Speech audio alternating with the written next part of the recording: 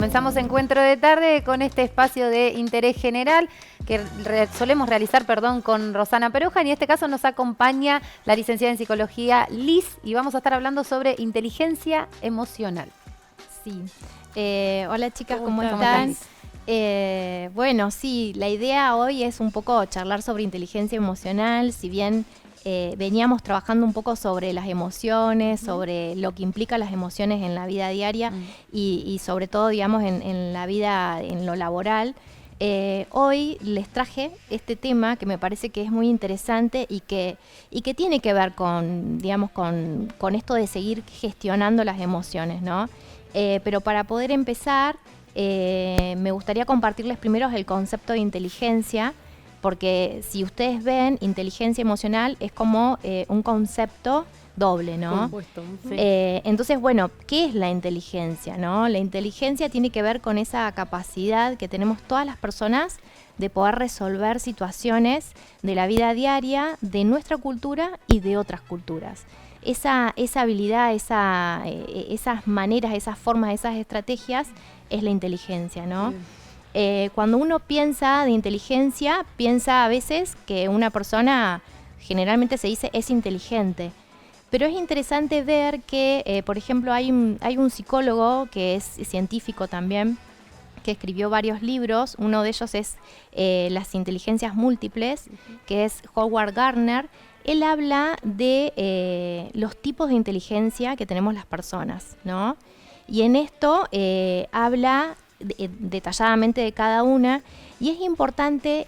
¿Por qué saber esto? Porque tiene que ver con una de las partes de la inteligencia emocional que se relaciona sobre todo con el poder conocernos, ¿no?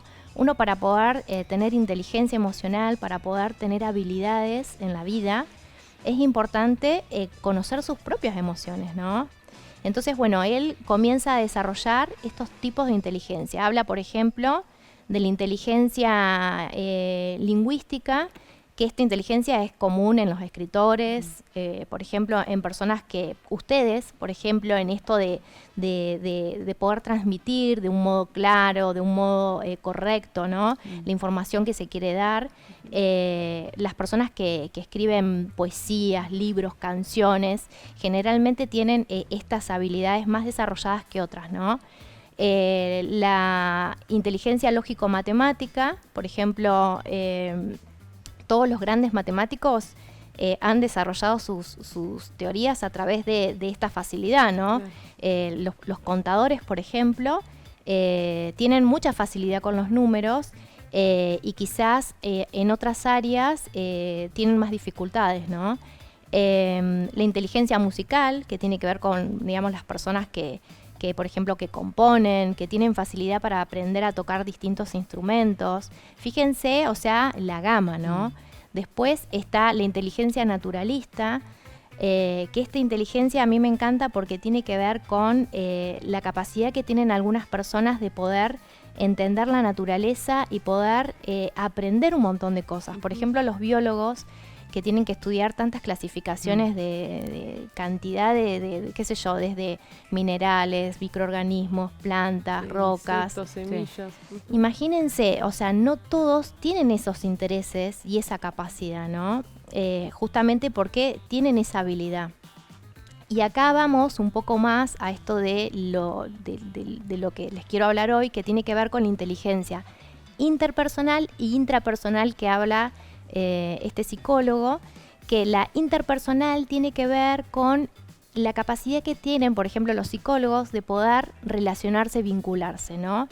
Por ejemplo, en un trabajo, las personas que hacen atención al público tienen que tener desarrollada esta habilidad para poder, digamos, vender mejor, para poder ofrecer todos los productos, por ejemplo, que quiere vender del modo más adecuado, correcto, llamar la atención, porque si no lo hace bien, no vende. Entonces, bueno, esta inteligencia es muy importante, es una habilidad muy importante, por ejemplo, en los vendedores. Y la inteligencia intrapersonal tiene que ver con esta capacidad que tiene uno mismo de poder captar sus emociones, sus sentimientos, sus pensamientos, poder gestionarlos de un modo correcto, ¿no? Y poder empatizar también con los demás. O sea, yo al poder entender lo que me pasa, también puedo entender lo que le pasa al otro, ¿no? Y en relación a, bueno, a esta temática, es importante también hablar sobre las mentes, ¿no? Que podemos hablar que hay dos mentes. Está la mente racional y la mente emocional. La mente emocional es aquella que nos permite como actuar de un modo más inmediato. ¿Se acuerdan que yo les había contado que las emociones son respuestas automáticas de estímulos internos, o sea, por ejemplo, un pensamiento, una idea, o estímulos externos, una situación que estoy viviendo, no sé. Estoy viendo que me ladra un perro y entonces de repente me da miedo, ¿no? Porque reacciono ante eso que veo, ante eso que escucho. Y bueno, y en relación a esto, la mente emocional tiene que ver más con esto, ¿no? Es como más rápida. Que eso también genera a veces errores de interpretación, porque es como una mente más global. Es como que ve la situación y enseguida reacciona. Por ejemplo, esto lo podemos ver cuando una persona dice, ay, no sé por qué actué de este modo. La impulsividad. Sí.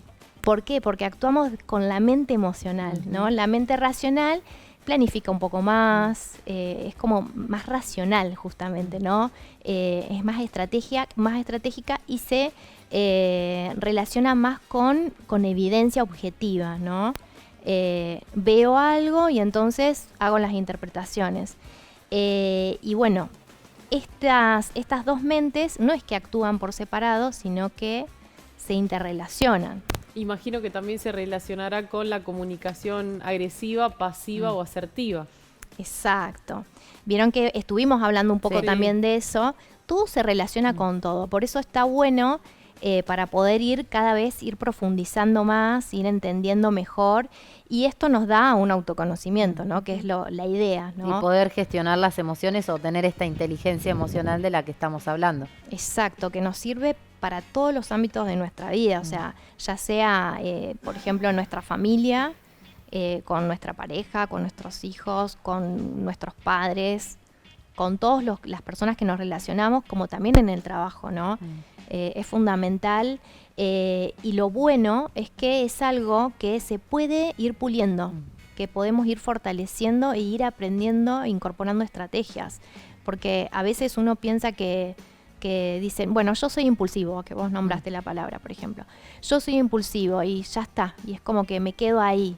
Pero en realidad no, se puede mejorar eso. Otras personas dicen, no, ya soy grande o tengo determinada edad, es difícil que pueda cambiar mis modos o hábitos. Y justamente el cerebro tiene esa neuroplasticidad que permite, y siempre se dice, ¿no? Es el órgano que cuanto más tiempo pasa no envejece, sino que se puede moldear, se puede trabajar y aprende cosas nuevas.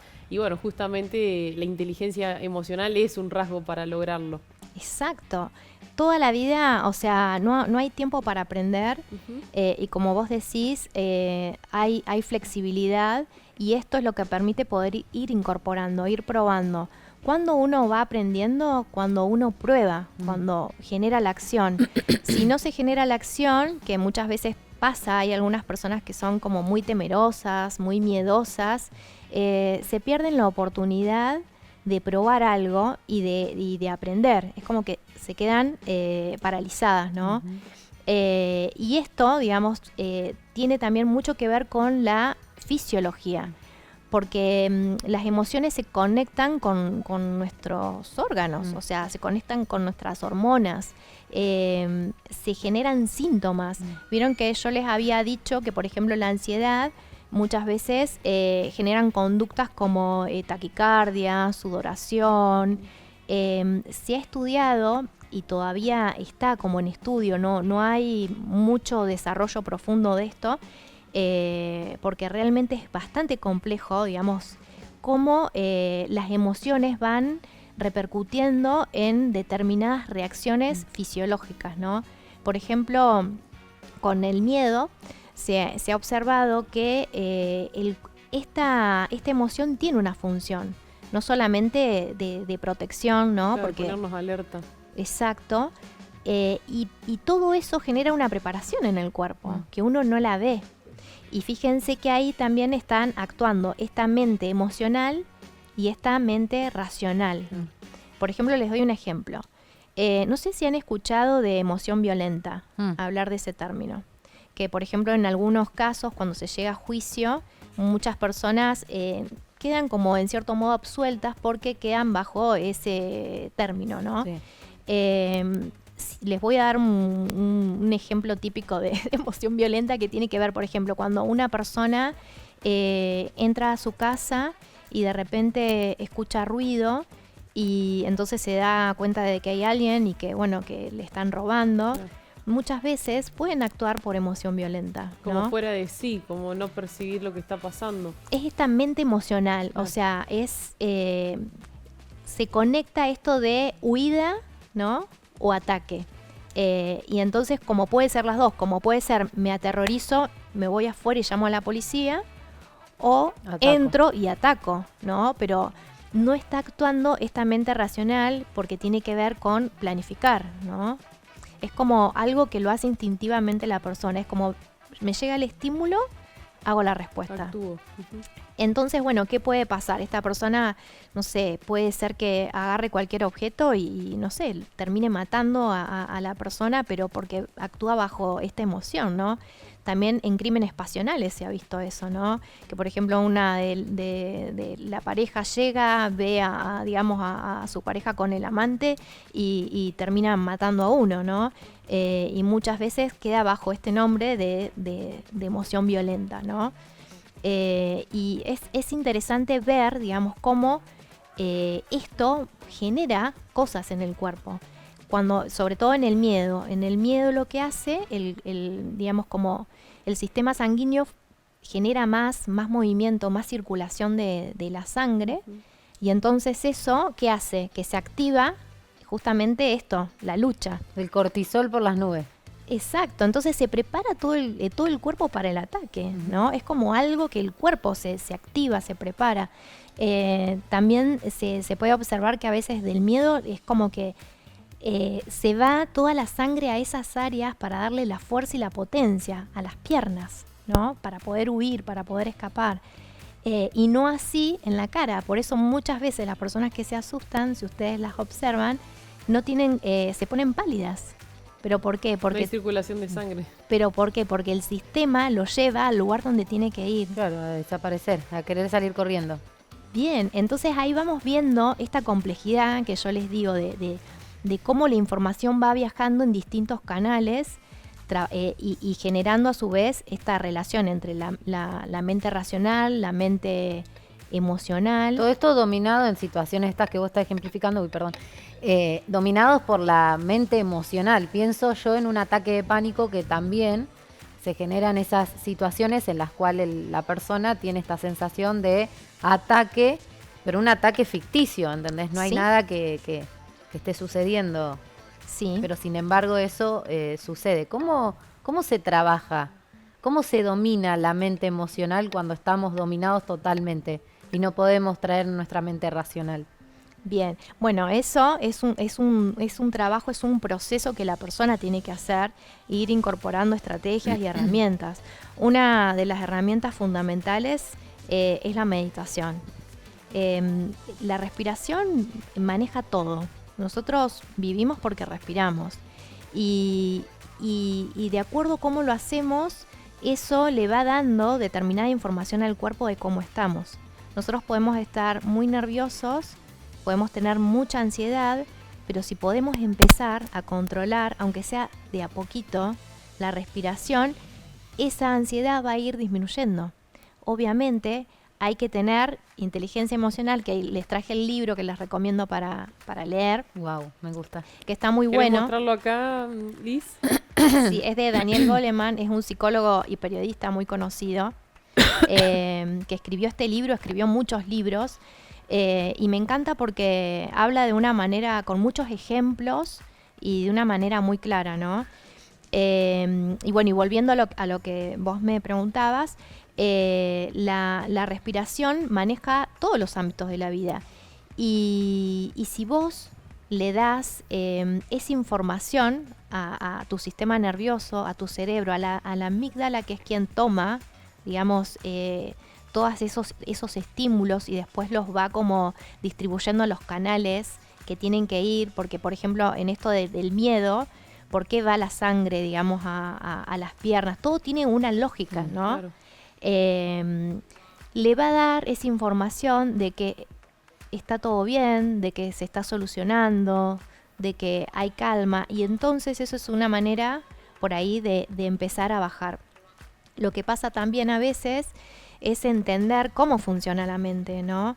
Si uno generalmente en los ataques de ansiedad hace hiperfoco, que el hiperfoco es cuando uno comienza a darle muchísima importancia a los síntomas corporales que va sintiendo. Entonces, por ejemplo, los agrava, los agudiza. Muchísimo, al 100%. ¿Por qué? Porque uno comienza a ser hiperracional. Ahí entra más la mente racional. Uno empieza a pensar, bueno, me estoy poniendo nerviosa, entonces, bueno, Me voy a descomponer. Me voy a descomponer, no me sale la voz. No, bueno, entonces me voy a olvidar todo lo que preparé para hoy. Bueno, si me agarro una laguna y empiezo en todo este torbellino de pensar. Alimentando esa espiral. Sí, y la persona colapsa de un modo que muchas veces hasta tiene el temor real de morirse, piensa de que su corazón va a estallar.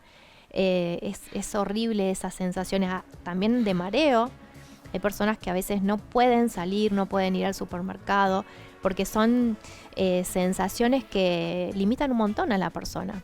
Entonces es muy importante poder manejar estas estrategias, Claro. ¿no? ¿Y cuáles serían esas estrategias, además de tratar de manejar la respiración? O en algún otro momento hemos hablado de la respiración diafragmática. ¿Qué otras estrategias se pueden poner en juego para esas situaciones? Bueno, comenzar primero esto, bueno, una de las...